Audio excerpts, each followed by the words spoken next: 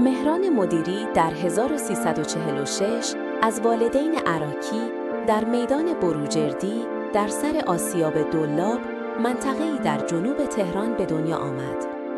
او 3 برادر بزرگتر از خودش و 2 فرزند به نام‌های فرهاد و شهرزاد دارد. او کارگردان، بازیگر، مجری و خواننده ایرانی است. مهران مدیری دیپلمه است و دانشگاه را نیمه کاره رها کرده است. پدر و مادرش عراکی هستند و بسیار مؤمن و مذهبی. مادرش چندین سال است که قرآن درس می‌دهد. پدرش کارمند وزارت نیرو است و مهران آخرین فرزند یک خانواده 6 نفره است. او 3 برادر بزرگتر از خود دارد. بزرگترین برادرش از پیانیست‌های قابل است و برادر دومش حمید نقاش و گرافیست است و هر دو در سوئد زندگی می‌کنند. کمتر کسی می‌داند که مهران مدیری سید و اولاد پیغمبر است. خودش می‌گوید کودکیم برایم از 5 سالگی قابل یادآوری است. پیش از آن را به یاد ندارم. آن چیزهایی که در ذهنم به صورت یک لکه مانده، یک خانه 2 طبقه کوچک و معمولی. طبقه پایین زندگی می‌کردیم و طبقه بالا اتاق پذیرایی بود. مهمترین وسیله در آن اتاق یک پیانو بود، تعداد زیادی موسیقی کلاسیک و مقدار زیادی کتاب. از 5 سالگی با موسیقی آشنا شد و از 12 سالگی تنها به موسیقی کلاسیک گوش می‌داد. او یکی از کاملترین آرشیوهای موسیقی کلاسیک را دارد. او که در خانواده هنردوست به دنیا آمده بود، فعالیت‌های هنری خود را از نخستین سال‌های نوجوانی شروع کرد و تا قبل از ورود به رشته تئاتر در دانشگاه در چندین اثر نمایشی به عنوان بازیگر شرکت نمود. تحصیلات آکادمیک او در رشته تئاتر به دلیل حضور او در جبهه‌های جنگ ناتمام ماند، اما عشق او به هنرهای نمایشی بار دیگر او را به عرصه نمایش در تئاتر و رادیو کشانید.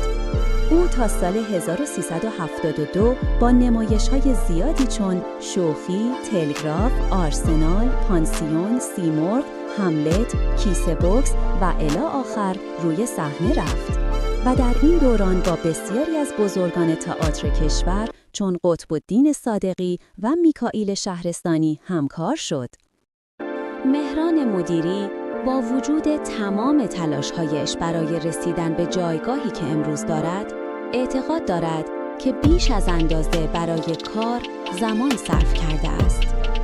اما به نظر می‌رسد که هنوز هم باید زمان زیادی برای نمایش کمدی امروزی ایران صرف کند، چرا که او سبک نوعی را در کمدی نمایشی ایران رونق داد که این سبک تا امروز ابداعگری قدرتمند چون او به خود ندیده است. پرواز 57 مجموعه طنز تلویزیونی بود که در دهه فجر سال 1372 از شبکه 1 پخش شد.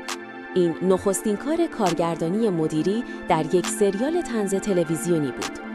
پس از پخش سریال مرد هزار چهره در سال 1388، تصمیم مهران مدیری بر ساخت و پخش سریال جدیدی به نام قهوه تلخ برای صدا و سیما بود، اما به دلایل نامعلوم با موافقت مسئولان صدا و سیما همراه نشد.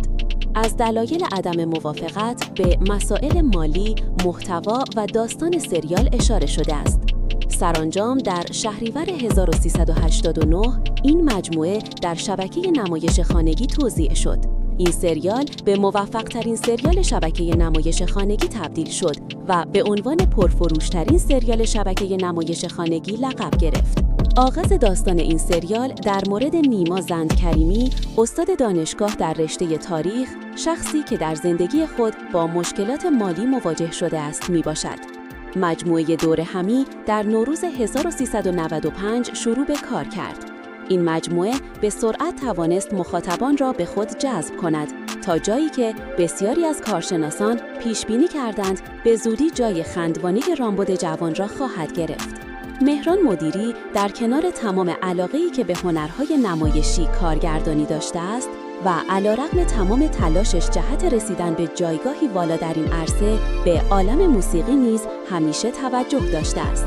مهران مدیری اولین آلبوم موسیقی خود را در سال 1379 با ملودی‌های ظریف و هوشمندانه با صدای گرم و دلنشین منتشر کرد. همچنین نخستین کنسرت رسمی خود را در بهمن ماه 1383 در تهران اجرا کرد که با استقبال بی‌نظیر مردم مواجه شد و نشان داد که سلیقه مردم را به خوبی شناخته است. نمایش خانگی. پس از پخش سریال مرد هزار چهره در سال 1380، تصمیم مهران مدیری بر ساخت و پخش سریال جدیدی به نام قهوه تلخ برای صدا و سیما بود، اما به دلایل نامعلوم با موافقت مسئولان صدا و سیما همراه نشد. از دلایل عدم موافقت به مسائل مالی، محتوا و داستان سریال اشاره شده است. سرانجام در شهریور 1380 این مجموعه در شبکه نمایش خانگی توزیع شد.